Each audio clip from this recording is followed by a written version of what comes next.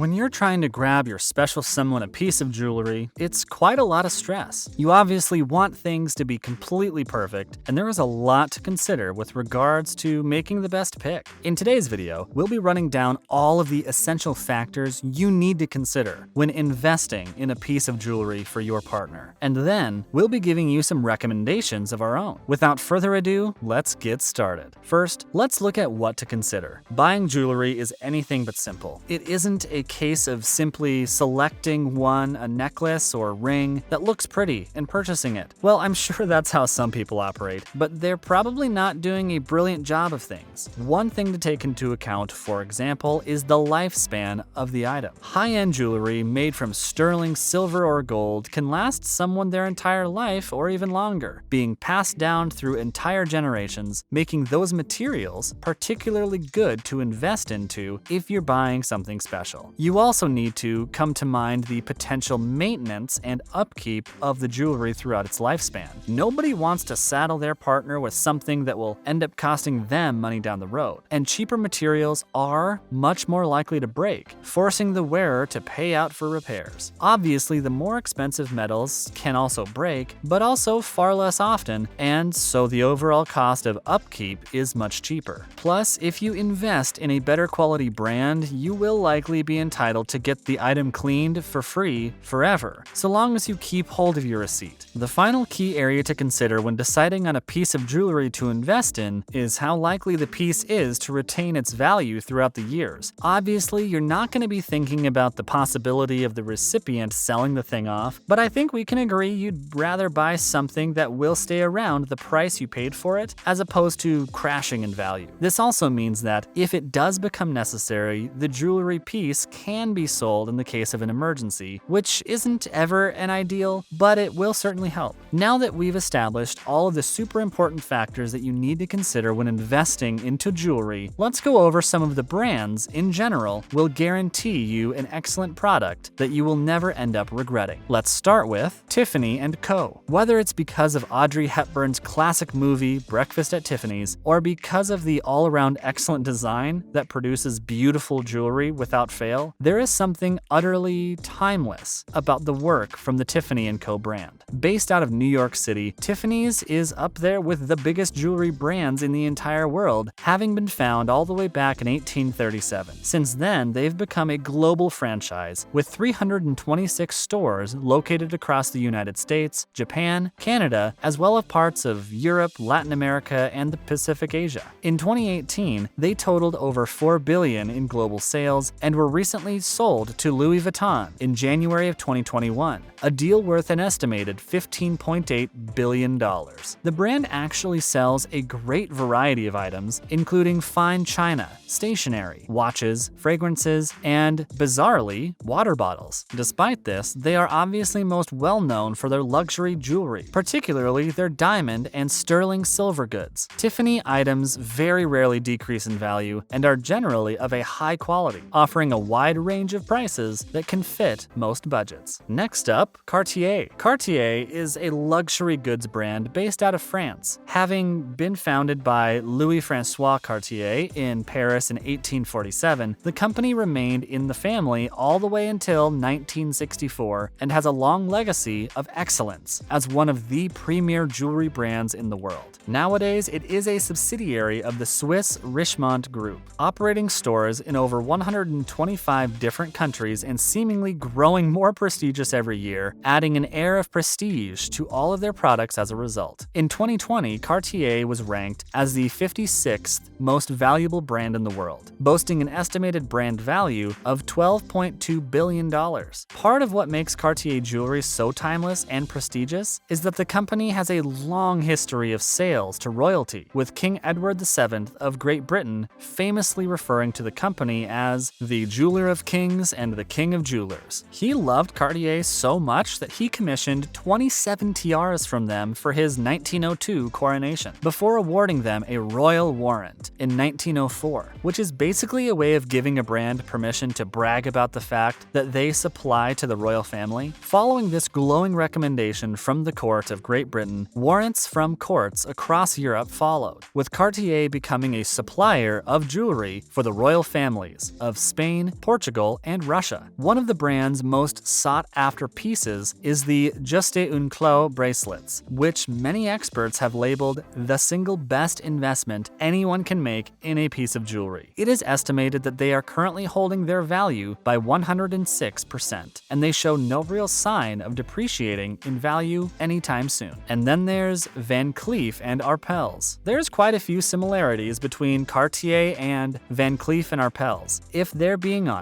Like Cartier, Van Cleef & Arpels are a French company who specialize in luxury jewelry and were founded in the city of Paris way back in 1896 by Alfred Van Cleef and his father-in-law, Solomon Arpels. The brand isn't quite as well known as Cartier, however. This only seems to add an air of exclusivity and secrecy to their pieces, as their works are considered to be something of hidden gems, pun intentional. This doesn't make it difficult to track down data on how much the company is valued at, but we do know that they continued to make high profit every year, having made $450 million in sales during 2010 alone. Van Cleef & Arpels are known for bringing creative, innovative designs to the world of jewelry and are credited with making transformable jewelry popular within the luxury industry. The Passé Part-Out piece, introduced in 1938, consisted of a large golden snake chain with two attachable flower clips, making it possible to wear it as a choker, bracelet, or even a belt. The majority of Van Cleef & Arpels' range consist of designs inspired by flowers, with fairy and animal imagery also a popular style associated with the brand. Their jewelry has been worn by many iconic figures, such as movie star Grace Kelly, the Duchess of Windsor, Wallis Simpson, and even a monarch in the form of Queen Nazil of Egypt. By far, their most popular collection is the Alhambra range, which first debuted in 1968 and has remained a favorite ever since, with the collection's designs being inspired by lucky talismans like the four-leaf clover. It's said the Alhambra jewelry represents luck, health, and love, making anything from this range a perfect gift for a partner. The Alhambra necklace in particular is an excellent investment, as these necklaces seem to retain all of their value. Onto Hermes. Just make sure you heard that right. We're talking about Hermes here, a French-based jewelry brand. We're not talking about Hermes, the rather bad courier service. On another note, are you noticing how many of these entries are French? Why does France love jewelry so much? In fairness, it's hard to blame them because much of Hermes' work is absolutely beautiful. They're a little different from most of the other brands we've covered so far. Setting up shop in 1837, they specialize primarily in leather goods. Of course, they still carry a range of other items such as your typical arrangements of watches and metal jewelry, but leather is their wheelhouse. They are so good at making leather-based accessories, in fact, that Apple partnered with them in 2015, getting them to produce the Apple Watch Hermes, a mix between Apple's smartwatch and a Hermes bracelet. Just imagining the piece of that makes me want to weep a little bit. As of writing it, it is nice to report that the company is still majority owned by the Hermes family, though Louis Vuitton's 20% share of the company has led many to speculate whether the world's leading luxury goods company will look to make a takeover bid. The pick of the bunch from Hermes' range is probably the Collier de Chain bracelet, but really, any of their excellent products will likely prove to be a solid investment, especially if your partner likes leather. And finally, Anita Ko. Anita Ko is a weird one because, well, Anita Ko is a person, not particularly a fully fledged brand, though she certainly is getting there. Ko is internationally renowned and has won multiple awards for her excellent skill in designing jewelry. She primarily designs earrings, but also has various necklaces available, and her work has been praised, especially because of how versatile it is. Part of the appeal is that Anita Ko product can usually be worn day to day and for special occasions, looking the part in both scenarios. The bespoke style of Ko's work makes any jewelry purchased from her a great investment, as your partner will struggle to find a situation where wearing it won't improve their look. Anita Ko earrings are perhaps the most valuable in her collection and have been worn by a range of celebrity figures, including Meghan Markle. And that's everything. What do you think of these brands? Are there any that you'd recommend for providing getting good jewelry investments? Let us know down in the comments. And until next time, see you soon.